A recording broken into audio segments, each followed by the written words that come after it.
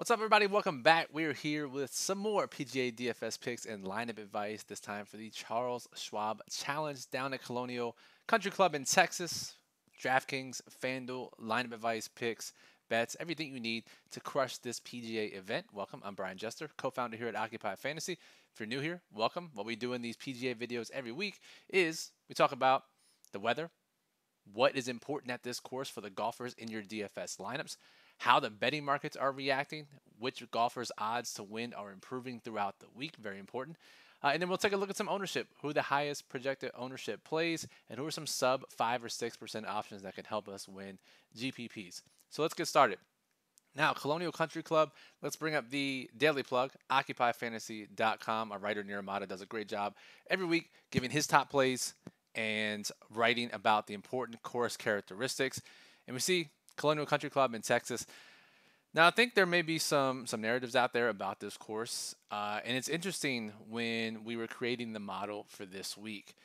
This course is tree-lined, is very tight, it is tough to hit fairways, and if you look back at the last 10 events that have been held here, unequivocally, accuracy is more important than distance. One of the rare PGA events where distance is not a great predictor of who's going to finish at the top of the leaderboard. In fact, it's been below average compared to other PGA events every single year that this event has been held in the past 10 years. However, that doesn't necessarily mean that accuracy is a super important predictor of what goes into a model and what goes into your player selections. Now, obviously, if we're choosing between the two, we want more accurate players. However, one of the issues is if you're looking at a predictive standpoint, now we're getting a little bit into the weeds here with modeling and predictions for DFS golf. But it's much easier to predict how far a ball will be hit than how accurate it will be in golf. And trust me, if you've ever played golf yourself, you know that is damn sure a fact, right? You may not know, even for the best players in the world, right?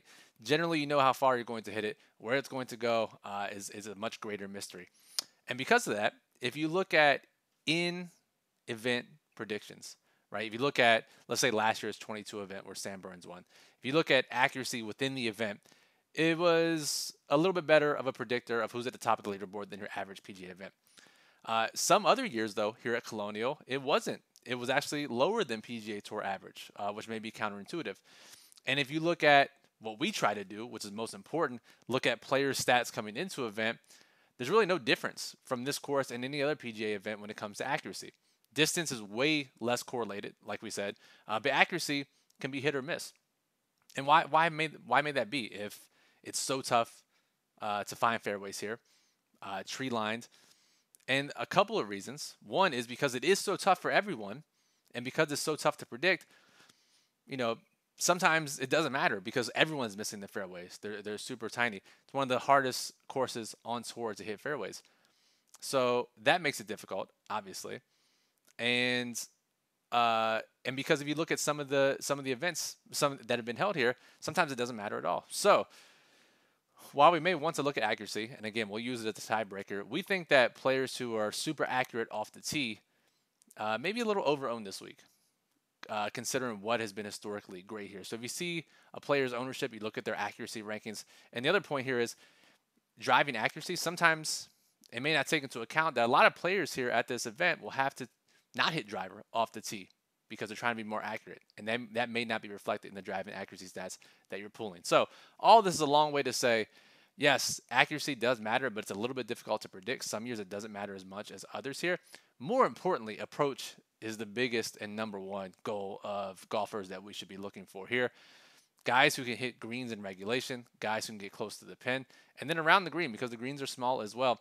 Now, it's very easy around the green here compared to other PGA courses, but you still have to be good here. And guys who gain strokes around the green typically finish higher on the leaderboard than guys who don't. So all that being said, we have a pretty good idea of who we want to play this week. Now, if we look at the weather, typically we may see some wind in Texas, but it looks relatively calm here for most of the week. Thursday, Friday, Saturday, Sunday, maybe a little bit of 15-mile-per-hour gust Thursday and Friday morning, but nothing too crazy and probably not much of a wave advantage. Shout out to this extremely targeted ad of when I used to collect Pokemon cards back in the day. Blastoise Hollow First Edition. I'll have to check that out after this video is complete. But back to the point. Weather, probably not going to impact our decision making much this week. Maybe we play guys that have played in Texas wins before. However, as you'll see as we talk about ownership here in a bit, that'll already be accounted for in our predictions. So let's go back to DraftKings, and now let's talk about the betting markets, which is something we always love to talk about in these shows. Generally, these guys go under the radar. We track sharp sportsbooks throughout the week. If a golfer's odds to win have improved at all of the sharp sportsbooks, we call it a trifecta play, a sharp play, an overlap play, many different names for it. But basically, all these sharp sportsbooks that take sharp action are moving the odds to win on these golfers. That's generally a good sign for their prospects, and we really want to get these guys into our DFS lineups. 3 guys so far as of 11-ish a.m. Eastern. I'm recording this. This will update throughout the day. We'll post our final updates in Discord tonight, so make sure you check back for that. 3 guys have seen their odds to win improve at all of the sharp sportsbooks that we monitor. And the first one is actually the cover boy of our daily plug this week, Andrew Putnam. Now, you look at his recent results, not great. Cut at the PGA, cut at the Wells Fargo. But at the time, when the daily plug was written Tuesday night, Putnam was the highest ranked golfer in our model using our predictive metrics that was under 5% owned. However, because of the sharp sportsbook movement, his odds to win have improved. He's a little bit underpriced for his salary on DraftKings. His ownership has crept up a little bit. If we go to our Occupy model and we type in Andrew Putnam, we see he's now up to 8%. Still not prohibitive by any means, but 8,700 on FanDuel, 7,100 on DraftKings. Checks a lot of boxes for us this week, and the sharp sportsbooks are behind us as well. Another one, Texas guy, Beau Hossler. As I said before, Texas will be an extreme narrative here. 11% projected ownership, so not prohibitive by any means, and especially considering that this is an invitational event. Only 120 golfers, not your 150 plus like we see on a normal event. As a result, we see ownership condense, less 5% or less plays to play in our DFS lineups. Ownership condenses at the top if we sort by DraftKings projected ownership. Again, this will update once or twice more before the slate starts on Thursday morning. But we see a handful of guys, 20% or above. But honestly, nothing too crazy, all things considered, right? 18 guys, 10% or above. Honestly, not as prohibitive as I initially expected when the week started. So obviously, people are just going to play Scheffler, Texas guy, or at least adopted home state of Texas, 39%. I mean, we've seen this so many events this year, right? Scheffler or Rahm is the elite golfer at the top. They approach 40% ownership. Rinse and repeat.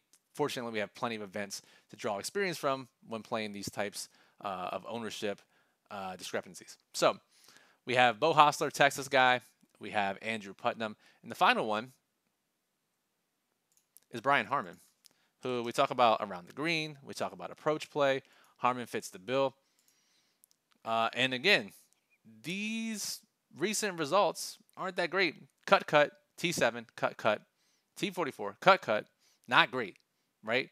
If we go to the Occupy model, projected ownership on Brian Harman, just 7%. So we're getting huge discounts here. And we've seen this event in the past because of how different it is from some of the events that these guys have been playing recently. A lot of times their ownership is suppressed because of recent results. And we've seen guys come into here with little to no form and post top 20 finishes just because of the way it's set up. So same could be said for Harman, could be said for Putnam.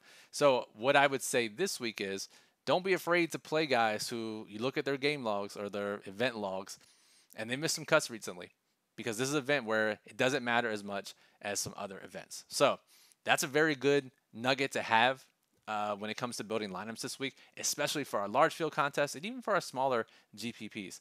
So we have Putnam, we have Beau Hossler, we have Brian Harman as our 3 sharp sportsbook plays this week. Let's mix those guys into our high-risk lineups. And again, we'll get a final update 8 or 9 p.m. tonight, which I will post in Discord.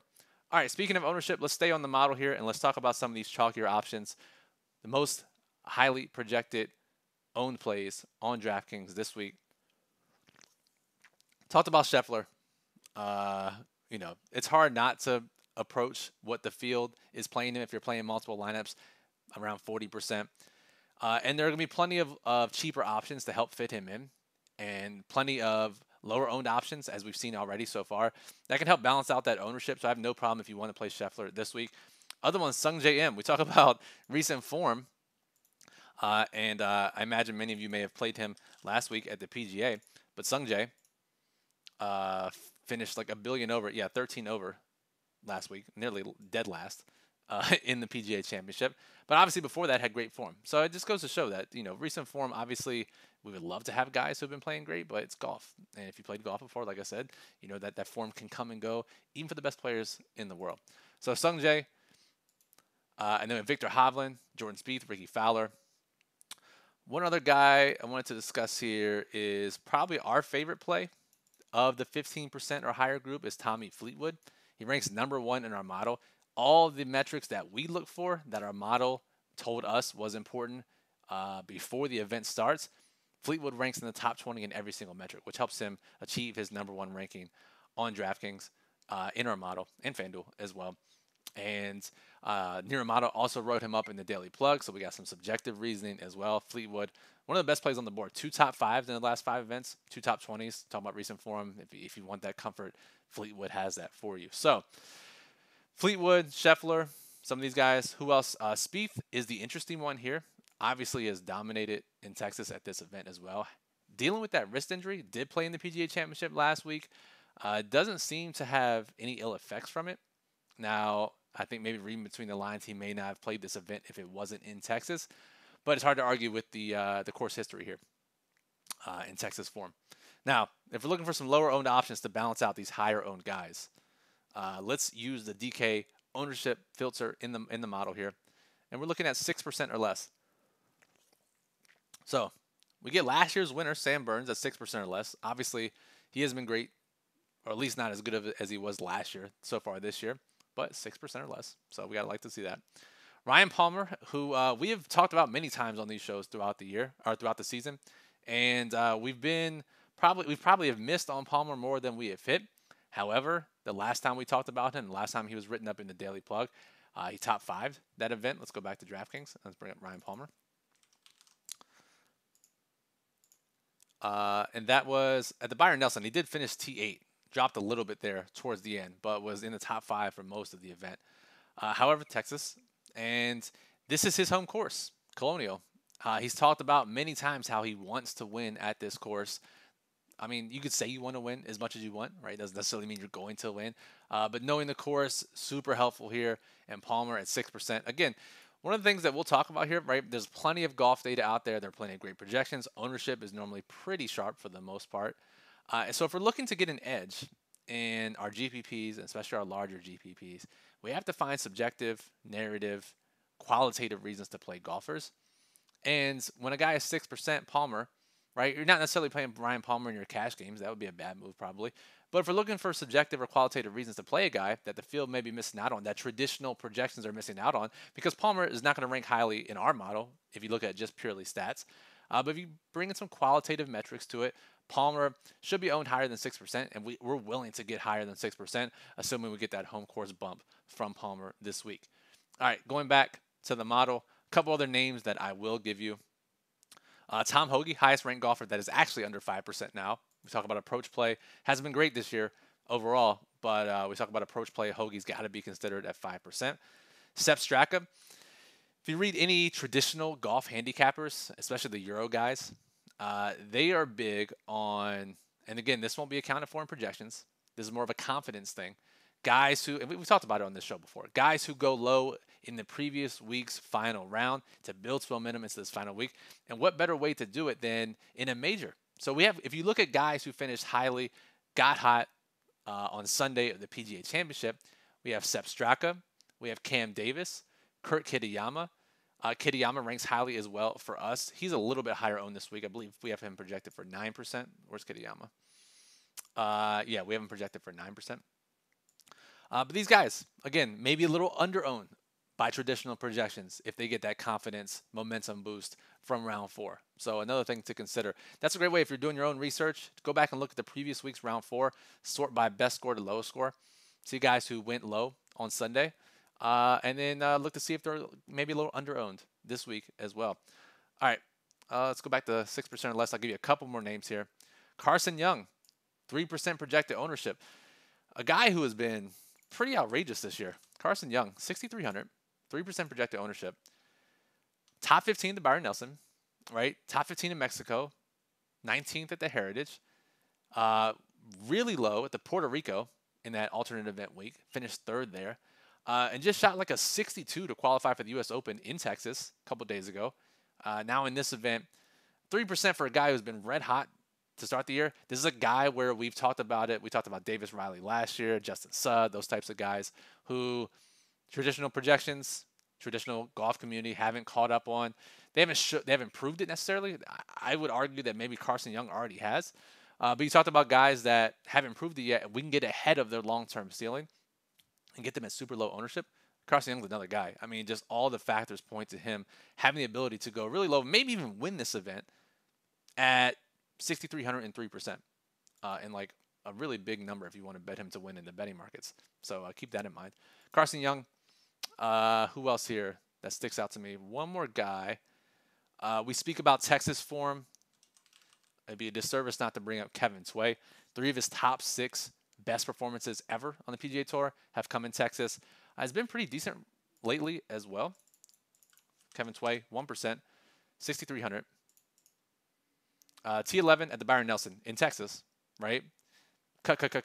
This is what we're talking about here, right? You have guys who are familiar with Texas courses, the wind in Texas. You don't need to look at current form, recent form necessarily for these types of guys. Tway qualifies, 1% projected ownership, 6,300. So a lot of guys you can play this week. For final thoughts, the daily plug is up, OccupyFantasy.com. The Wednesday update will go in there probably 4 or 5 p.m. Eastern today, where Nir Amata will give his final betting market thoughts. Don't want to miss that. Ownership projections will be uploaded or updated once more this afternoon, once more this evening. And I'll put the final Sharp Sportsbook plays in our Discord tonight, OccupyFantasy.com/Discord. Links in the description. All the links you need for this slate, all the content we put up on screen here is in the description below. So make sure you check that out after this video. And we appreciate you watching. If you've made it this far, make sure you are subscribed to the channel. Just click subscribe below this video. It's free to do. It'll pop up more in your YouTube feed when these PGA videos are uploaded. And if you like them, that'll be beneficial to you. Give us a thumbs up. We appreciate it.